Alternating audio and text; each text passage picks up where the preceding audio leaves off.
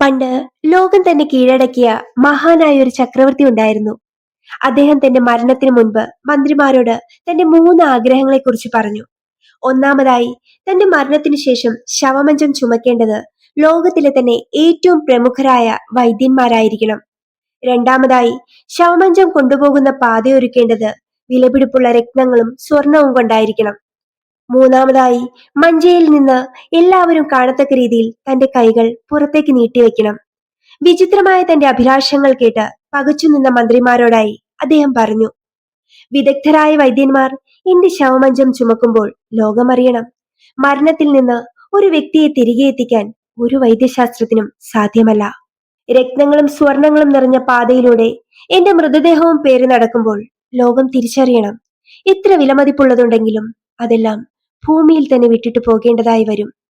മഞ്ചയിൽ നിന്നും പുറത്തേക്ക് നീണ്ടു നിൽക്കുന്ന എന്റെ കൈകൾ ലോകത്തെ കാണിച്ചു കൊടുക്കണം.